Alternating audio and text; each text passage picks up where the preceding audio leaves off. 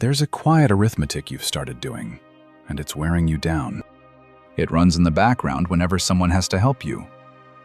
When a son rearranges his day to drive you to an appointment. When a daughter calls to check whether you've eaten, whether you've fallen, whether you took the right pills. When you have to ask for something you used to do without a second thought. Reach a high shelf, open a jar, manage a form, get somewhere you can't drive to anymore, and every time that quiet math runs. I am costing them. I am taking more than I give now. I have become work. And the hardest part is that you can't even argue with the math, because on its own terms, it's true. You do need more help than you used to. Things that were once nothing now take a phone call, a favor, a ride. You see the rearranging it causes, the little adjustments other people make around your limits, and you can't unsee it. So you start apologizing for needing, for asking, for being slow, for being there. I'm sorry to bother you. I hate to ask. I don't want to be any trouble. Those phrases start slipping out of you without your even deciding to say them, until apologizing for your own existence becomes a kind of habit you don't notice you've formed. And every one of those little apologies, harmless as it seems, quietly teaches your own heart the same lesson over and over, that your presence is a problem, that you are something to be sorry for. Words shape us. Say, "I'm sorry to be a bother" enough times, and you start to believe, at a level beneath thinking, that you are, in fact, a bother. That the most loving thing about you would be your absence. That is a terrible thing to teach yourself. And most people who do it have no idea they're doing it. So, before we go further, hear this plainly. You do not need to apologize for needing. Needing is not a sin. It is simply what it is to be human. And you have been human beautifully this whole time. And underneath the math is a fear you would never say out loud to the people you love, because it would hurt them. But you think it in the quiet. The fear that you have crossed over from being a help to being a burden. That the people you spent your whole life caring for now have to care for you. And that somewhere, even if they'd never admit it, even if they love you dearly, a part of them is tired. That you are a weight on the very shoulders you once carried. And on the hard days, the thought goes a step further into a place that frightens you.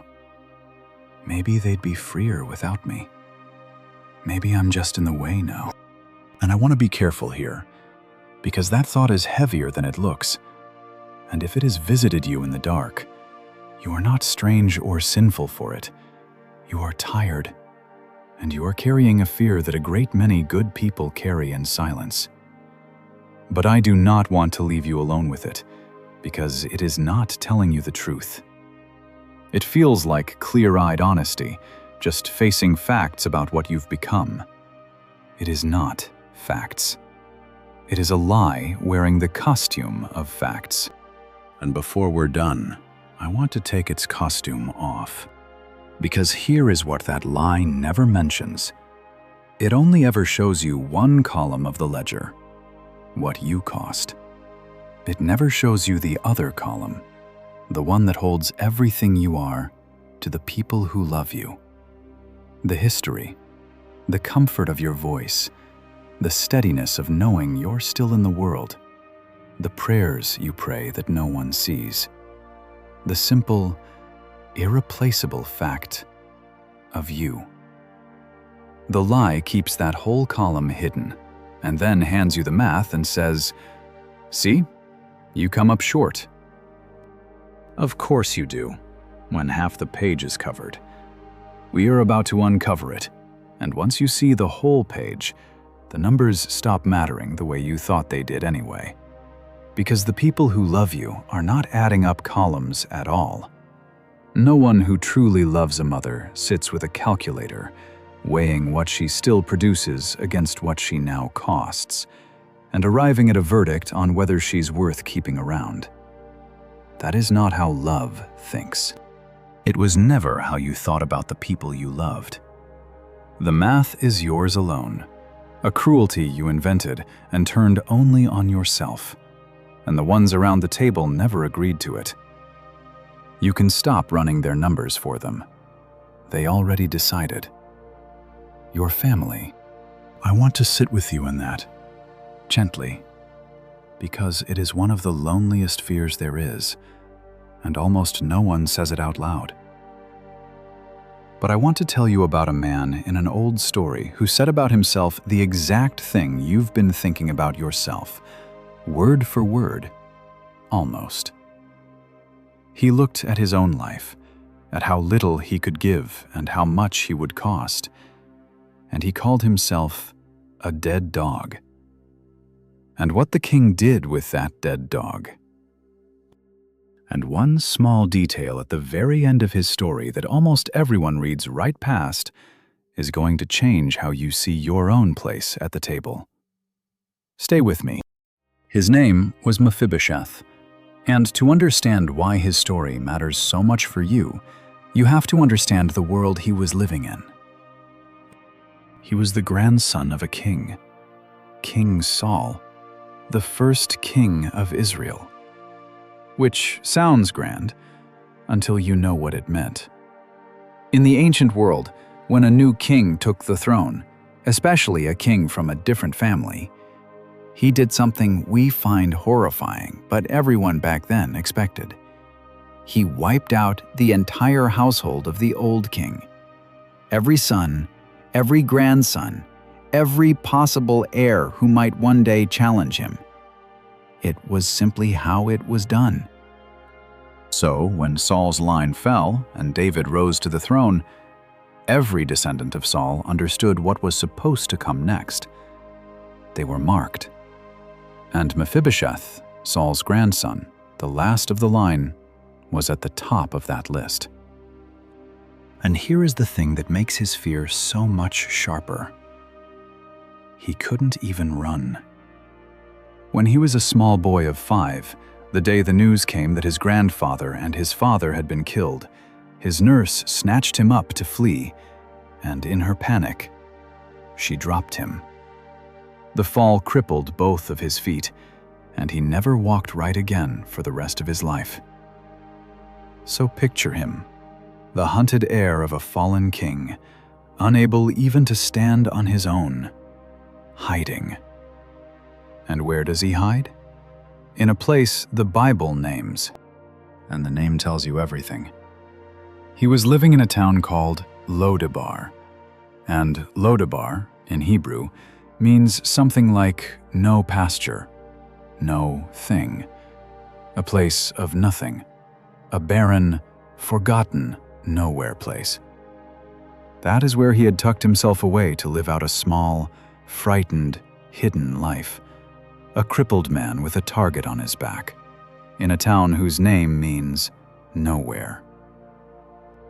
And I wonder if you know that particular kind of hiding, not hiding behind a curtain, but the quieter kind, making yourself small, not wanting to be a bother, slipping toward the edges of family gatherings, declining the invitation because you'd need a ride and you don't want to impose. The slow retreat of someone who has decided, somewhere inside, that the kindest thing they can do is take up as little space as possible. That is a Lodebar of the heart, and you can move into it without ever leaving your own house. Mephibosheth lived there. Maybe, lately, so have you. And the most important thing about Lodebar, the thing that changes everything, is this. Mephibosheth did not climb out of it himself. He could not. He had no way to walk out of that nowhere place and present himself improved at the palace gate. He stayed exactly where he was, as broken as he was, and the king came looking for him. The rescue did not begin with Mephibosheth pulling himself together.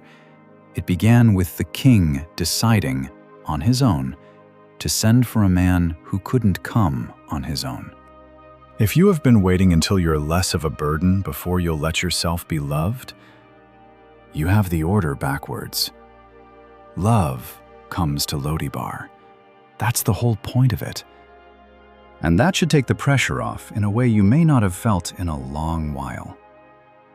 You do not have to make yourself worthy before the love is allowed to reach you. You do not have to get stronger, or need less, or become a better version of yourself first.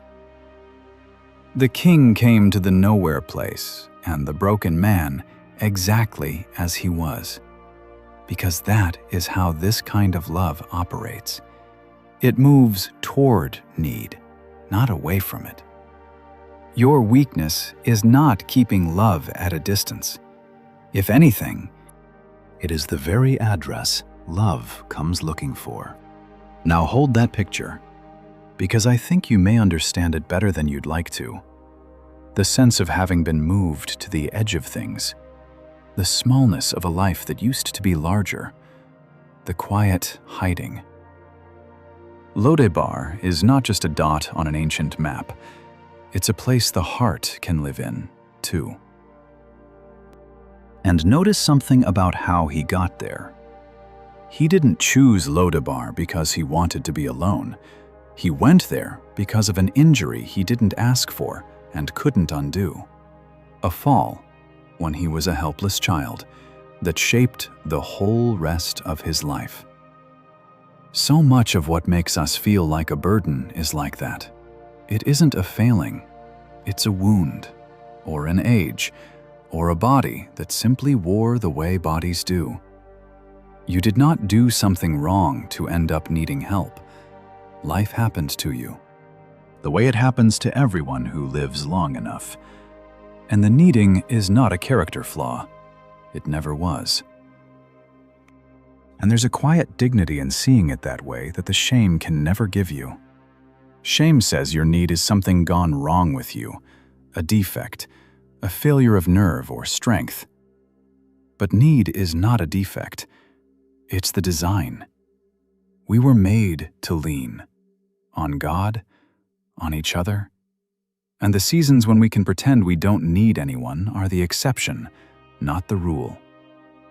The independence you're grieving was always a little bit of an illusion anyway. You were always held up by more hands than you could see. You are only now in a season honest enough to let some of those hands show. And then, one ordinary day, a message comes. The king is asking for him. King David wants him brought to the palace. You can only imagine what went through him. The king is sending for the last heir of the old king. There could only be one reason. This was the day he had been dreading his whole life. They carry him to the palace, this man who cannot walk, and he is set down before the throne of the most powerful man in the kingdom. And he falls on his face. And out of his mouth come words that I need you to hear, because they are the words you've been whispering about yourself. He says, "What is your servant, that you should look upon such a dead dog as I am?" A dead dog. In that world, a dog was already a despised thing, a scavenger. A dead dog was the lowest, most worthless, most useless thing a person could name. Something good for nothing, that only takes up space and has to be dealt with. And that is the word Mephibosheth reaches for to describe himself. Not even a live dog, a dead one. He is saying, I am worthless. I am a problem to be solved. I have nothing to offer you, and every reason to be a cost. Why would you even look at me? And do you hear how reasonable he sounds? He is not throwing a pity party. He genuinely believes he is doing the king a favor by naming, out loud, what a poor investment he is. Let's both be honest about what I'm worth here. That is exactly the tone of the math you've been running. Not dramatic, just resigned, just facing what seems obvious. Which is why what the king does next matters so much. Because the king does not agree with his arithmetic. The king does not say, "Yes, you're right, but I'll tolerate you anyway." The king refuses the entire equation Mephibosheth is standing on. And that is the move I most want you to catch, because no one is going to make it for you. Everyone around a person who feels like a burden tends to argue inside the burden's own math. No, you're not so much trouble. You still do plenty. You're not as much work as you think. All of that, however kind, still agrees that the scale is the right scale. It just argues about the numbers. The king does something far better. He throws out the scale.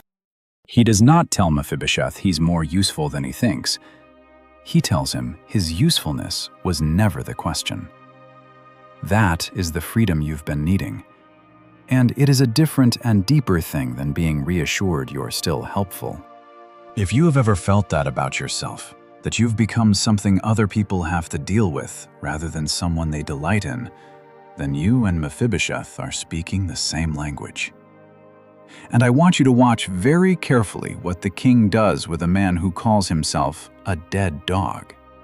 Because if this is meeting you where you are, I'd love for you to write one word in the comments: table, and we'll come back to why in just a moment. And if you'd like to keep walking through scripture with me like this, one hidden word at a time, I'd be so glad if you'd subscribe. Here is the king says, "Do not be afraid, for I will surely show you kindness for the sake of your father Jonathan, and I will restore to you all the land, and you shall eat at my table always." Now, every word of that is staggering when you know the background, but I want to pull out the one underneath kindness, because it is the key that unlocks the whole thing. The Hebrew word David uses is chesed, and chesed is one of the richest, most beautiful words in the entire Hebrew language. It does not mean a polite, surface kindness, the kind you show a stranger. Chesed is covenant love, loyal, committed, unbreakable love. It's the same word used over and over for God's own steadfast love, the love that will not let go. In fact, when the king explains why he's doing this, he doesn't say, "because you deserve it," or "because you've earned it," or "because you'll be useful to me." He says he's doing it for the sake of your father Jonathan. Because years before, David and Jonathan had made a covenant, a promise of love. Mephibosheth is being lavished with kindness he did nothing to earn, for the sake of a love that came from someone else entirely. Let that settle, because it is the whole gospel hidden in an old story. He is not given a seat at the table because of anything in him. He is given it because of a covenant, a love that has nothing to do with his usefulness and everything to do with the heart of the king. And that one word, chesed, quietly demolishes the thing you've believed about love your whole life, that it has to be earned and kept earned, that affection is a wage paid for being useful or pleasant or low maintenance, and that if you stop producing, the love runs out. Chesed is not a wage. It is a covenant. It is the kind of love that has bound itself to you by its own choice and its own promise, so that its staying no longer depends on your performing. A wage you can lose by being unable to work. A covenant you cannot, because it was never about your work in the first place. And if that is true of David's covenant with Jonathan, a covenant between two flawed men, how much more is it true of the covenant God has made over you? Human love, at its best, still flickers. Even the most devoted people get tired, get distracted, love imperfectly. But the Chesed of God does not run low when you do. It is not a reservoir you are slowly draining by needing too much. It is an ocean, and it was set on you before you had done one single useful thing, when you were brand new and could do nothing but be held. The love that met you helpless at the beginning is the same love that will hold you helpless at the end.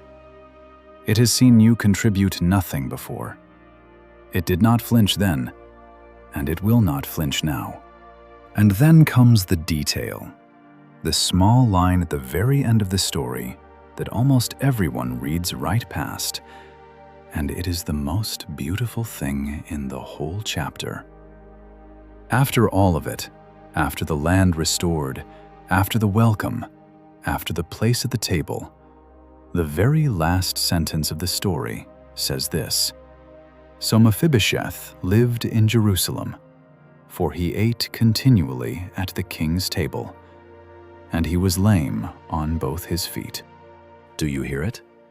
The writer has just spent the whole chapter lifting this man from nowhere to the king's own table, and the very last thing he tells you, almost as an afterthought, is that the man was still lame. He never got healed. His feet never worked. The thing that made him feel like a burden, the brokenness he could not fix, was still there at the end, exactly as it had been at the beginning. So why mention it right there, in the last line, right next to the table? Because of what a table does. When Mephibosheth took his seat at the king's table, night after night, among the king's own sons, his crippled feet went under the table, out of sight, covered. At that table, you could not tell what was wrong with him. You would just see a man in his place among the sons of the king. The lameness that defined him everywhere else in the world simply disappeared under the tablecloth of the king's welcome. He didn't have to be fixed to belong there. He only had to be brought there and seated and loved.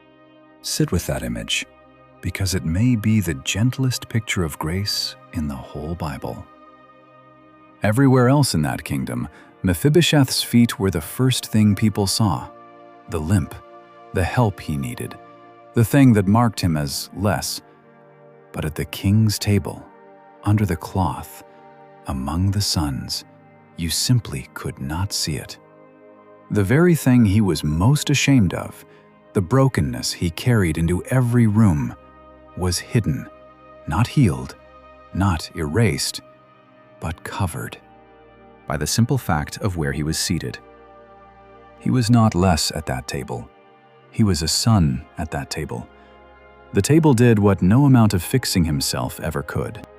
And isn't that the thing you keep believing you have to do first? Get fixed, get better, get back to the version of you that didn't need so much before you can really belong again? But the table tells you no. Belonging does not wait for the healing. Mephibosheth never walked. The story does not end with his feet restored. It ends with his feet hidden. Because the welcome did what the healing never came to do. You may not get back the strength you've lost. That is a real grief. And I won't pretend it isn't. But the losing of it does not put you out of your place. The table is not for the healed. It's for the loved. And lest you think this was just a one-time act of mercy, the eating at the king's table that Mephibosheth received was a real and known thing in that world, a permanent, daily provision by the king's own favor. We even have the physical proof of it. Archaeologists digging in the ruins of Babylon found clay tablets more than 2,500 years old that turned out to be the palace's ration records. And among them are tablets recording the daily food, the oil and the grain, given from the Babylonian king's own table to another king of Judah who was a captive there, along with his sons. Real tablets, real names, recording exactly this. A man who could offer the king nothing, given a permanent, daily place at the royal table, provided for according to his needs, for as long as he lived. The thing that happened to Mephibosheth was not a fairy tale. It was the kind of thing kings actually did when covenant love moved them, and we have it pressed into clay. I find something steadying in that this isn't only a sweet idea, a nice metaphor someone dreamed up to make us feel better. There is dried mud in a museum with a captive man's name scratched into it, and the record of the bread he was given, day after day, from a king's table he could never repay. The grace in this story has a physical address in the real world, which means the grace being offered to you is not wishful thinking either. The God who sets a place for the likes of us is not a comforting fiction. He is the kind of king who has been keeping people at his table and feeding them daily from it, for longer than there has been writing to record it. And he has never once been embarrassed by who's at it. That captive king in Babylon could offer his captor nothing. No army, no kingdom, no use at all.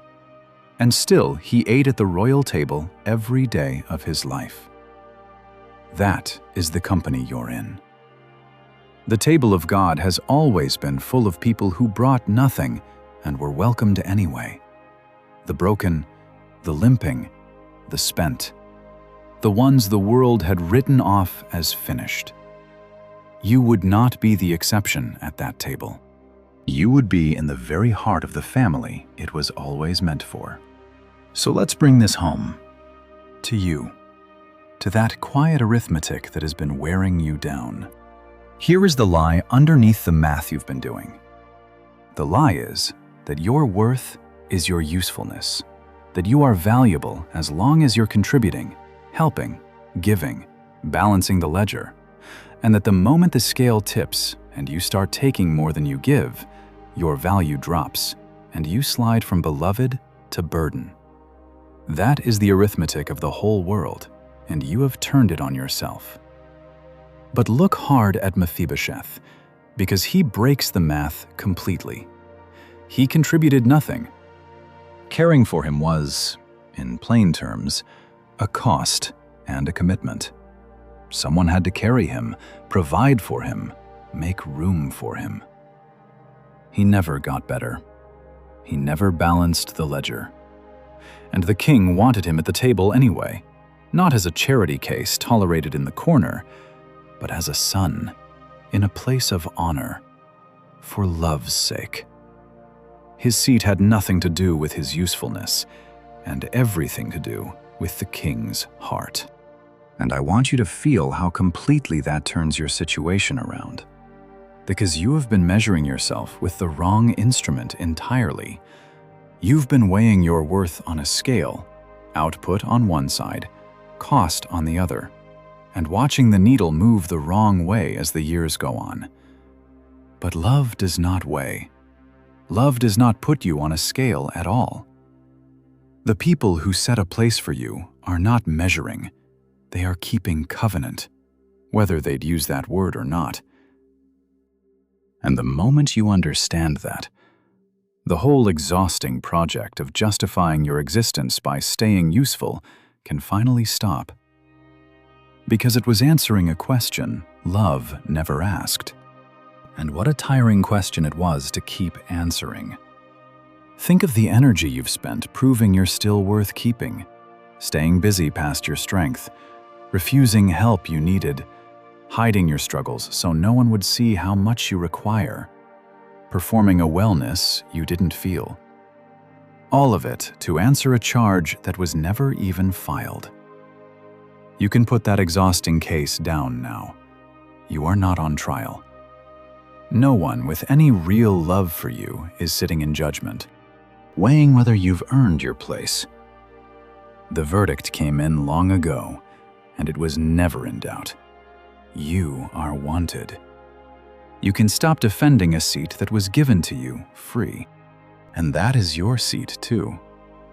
The people who love you, really love you, do not keep you in their lives because you balance out.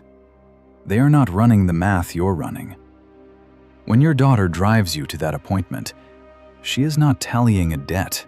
She is, whether she has words for it or not, doing Chesed, the loyal love that shows up for its own, not because it's repaid, but because you are hers. You have spent so long being the one who carried everyone that you've forgotten it can be a gift and not an insult to let yourself be carried. Receiving love is not the same as being a burden. A burden is something no one wants to hold. You are not that.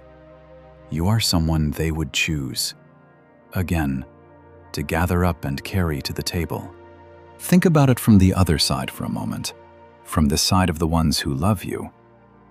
When you cared for the people who needed you, a child, a parent, a friend in a hard season, did you stand over them doing math, resenting the cost, counting them a burden?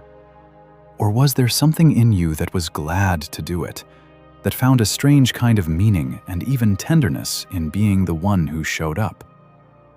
You know the answer, because you lived it. Then why would you assume the people who love you now feel only the weight and none of the love? You are extending to yourself a cruelty you never once extended to anyone you cared for. The people carrying you are very likely feeling exactly what you felt. Not burdened, but bonded. And that bond, the one being formed in these very seasons you'd rather not need, is often deeper than anything that was built in the easy years. There is a closeness that only comes from being cared for and from letting it happen. A tenderness that passes between people exactly when one of them is weak enough to need the other. Some of the most sacred ground a family ever walks is the ground of caring for one who can no longer care for themselves. You are not interrupting their lives with your need. You may be giving them one of the holiest gifts they will ever receive, and they will know it long after, when they remember these days as the ones that mattered most. There is even a strange gift in it for them that your shame keeps trying to steal.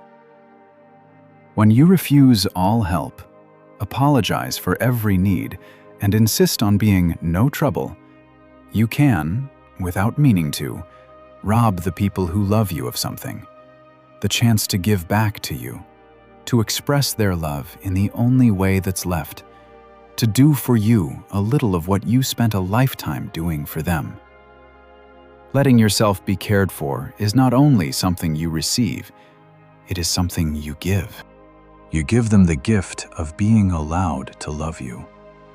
Do not be so quick to take that away from them in the name of not being a burden. And God most of all. Because the deepest truth in Mephibosheth's story is that it's a picture of how God deals with every one of us. Your place at His table was never about what you bring. You did not earn your seat by being useful, and you cannot lose it by becoming frail. He set that seat for you out of Chesed, covenant love, for the sake of another.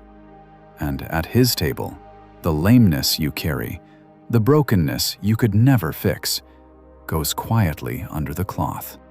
You don't have to be healed to belong there. You only have to come and be seated and let yourself be loved. And maybe that last part, letting yourself be loved, is the hardest work left to you. Harder than all the doing ever was.